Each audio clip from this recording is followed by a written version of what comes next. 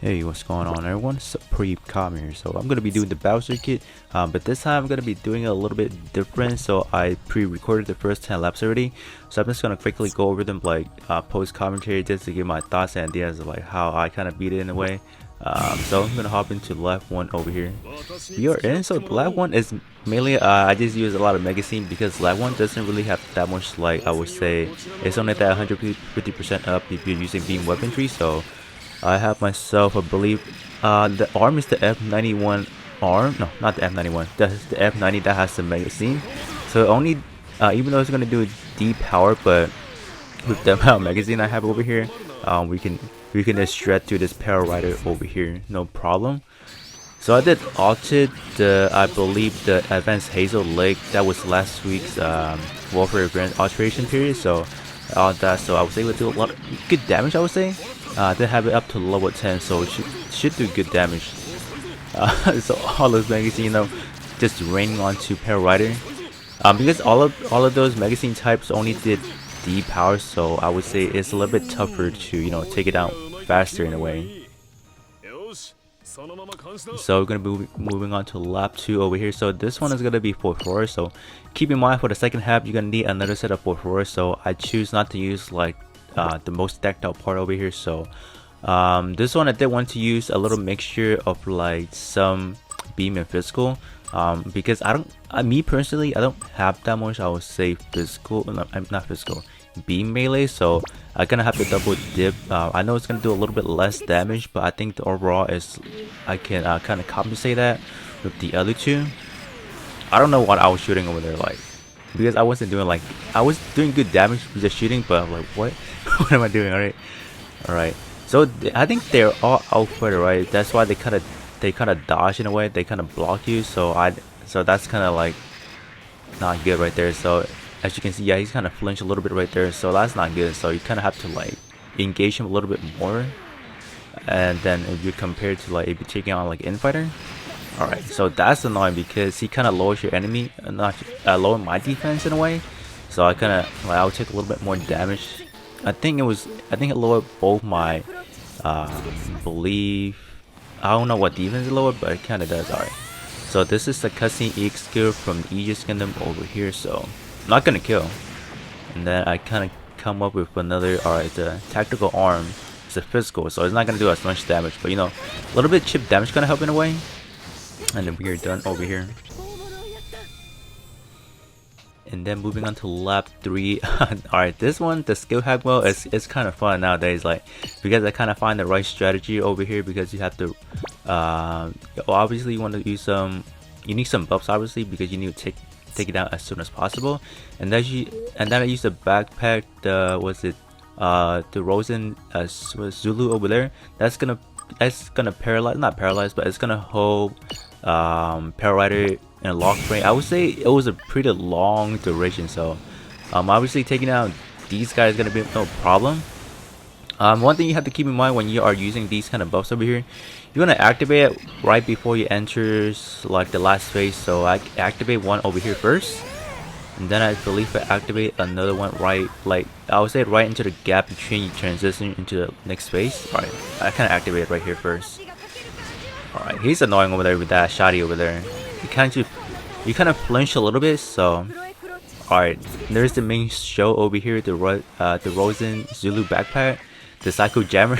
Look at that, it just frozen in place for a good at least 5 seconds or above. So I was able to small it down just like that. And then up next we should have lap 4 over here. So this is another melee mode. Like I just used a melee build. This one I went for full physical melee over here. Not recommended, but with my setup I didn't have too many, I would say, beam. Yeah, I don't like all the beam ones I have were ties into Soulkai's limited parts, which I don't want to use. And then I also give some good tags over it. I could activate that combat, was it close combat if possible. They give me a little bit more melee strength, but it works out fine at the end of the day. So the first two, alright. So the main catch with this one, you want to take out this Saku first. So we're gonna go into defense. Alright, that's annoying, right? You kind of lower my defense, which is like not good. Alright, how did I do from here? I know I didn't die. I didn't block. Normally I would want to block because I'm using Outrider. I didn't take that much damage, surprisingly. So I want to block so I can up my job gauge a little bit more faster. But I think at this point I just kind of waited out a little bit before I use. So the sequence I went for is I used the Build Burning's backpack first because it's a custom EQ skill.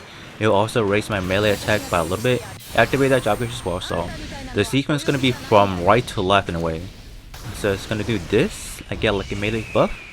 And then I use the claw move from the Curios. That kind of lowered his defense. And then finish that off with the Dragon Fang.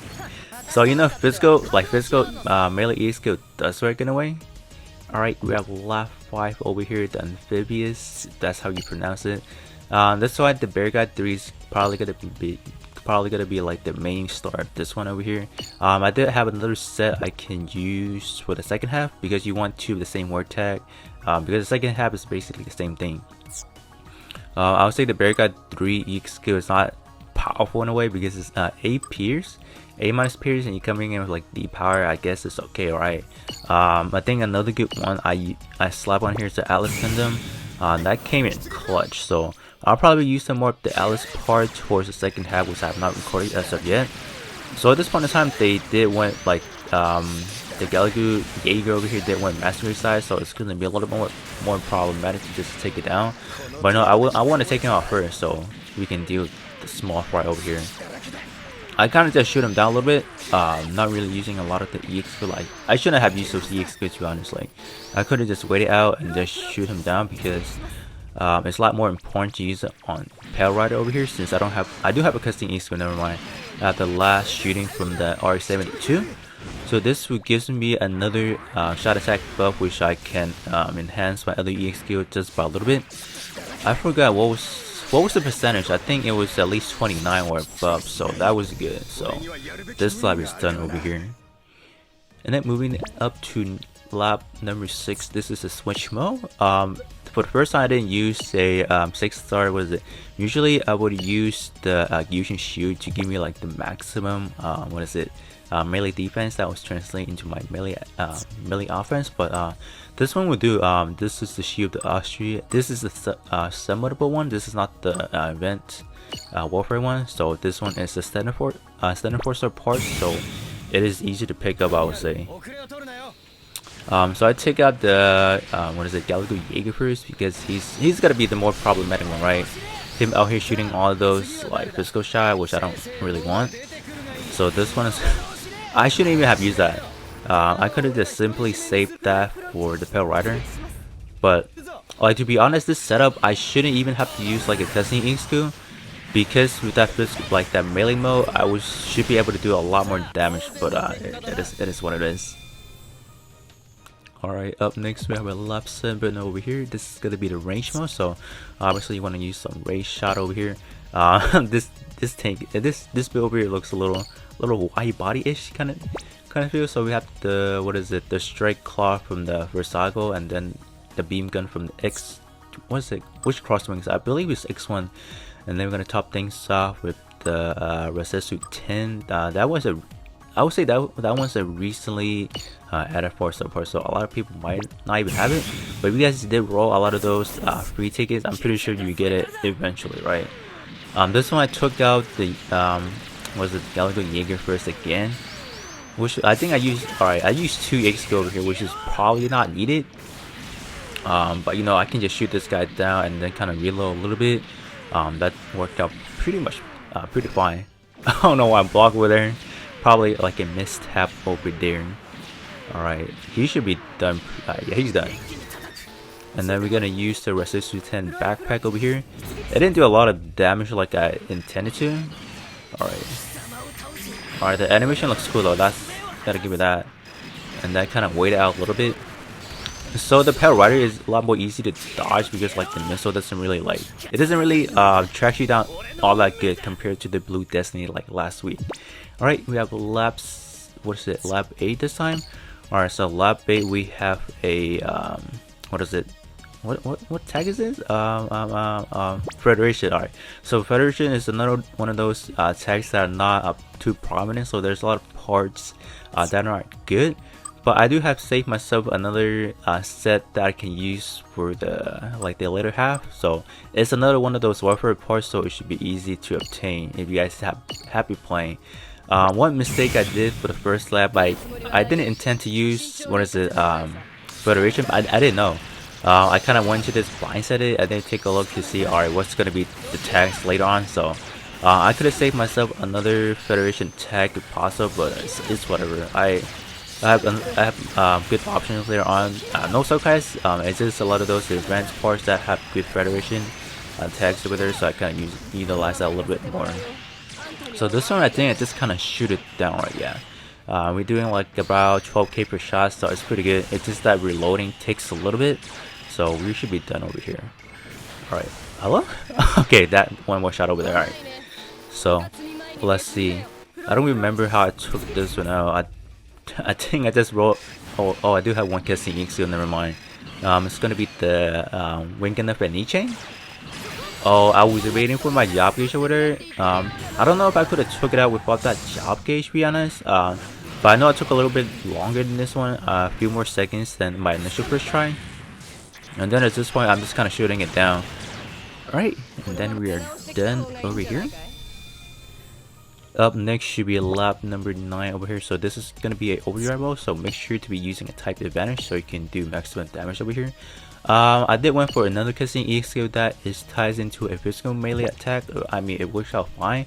That casting E skill does give me a 30% raise to my melee attack, which is much needed towards the end.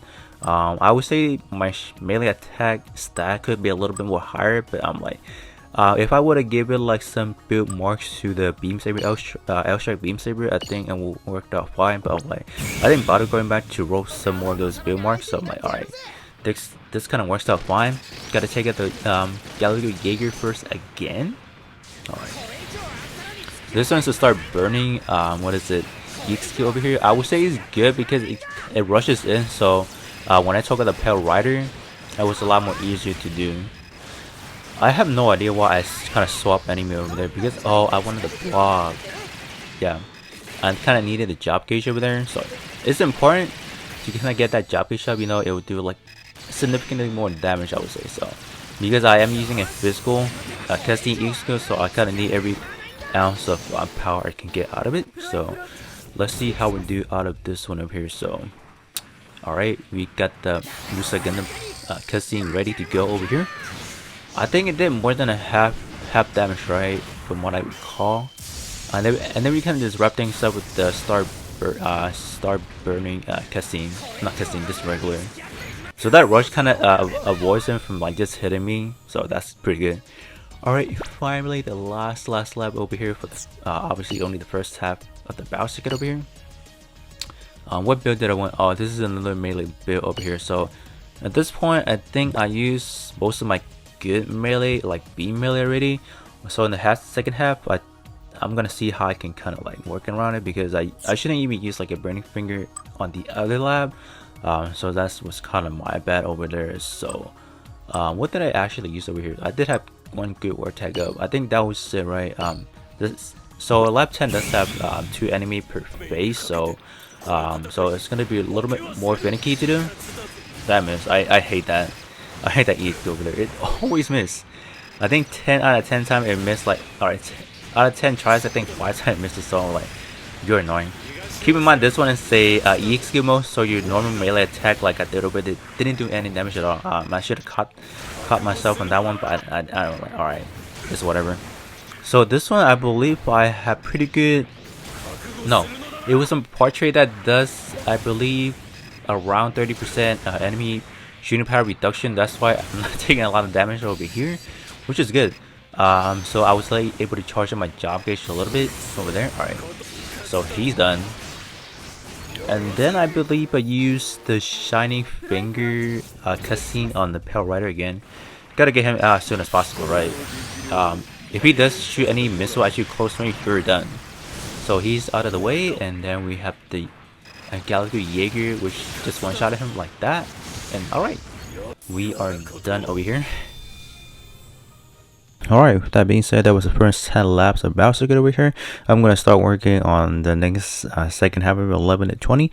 Do let me know how you think about this overall setup. Just me recording the first, like, just all 10 laps over there and just doing like a commentary over it. If you guys do like that kind of format, I think I'll start doing that, so I can just kind of push out the Battle Circuit video like in one sitting without doing like four separate sets like I've been doing. So it's gonna be two. Probably it's gonna be like the first 10 laps and then the second set up the Battle Circuit. So with that being said, let me know in the comment section, and then I'll catch you guys on the next one.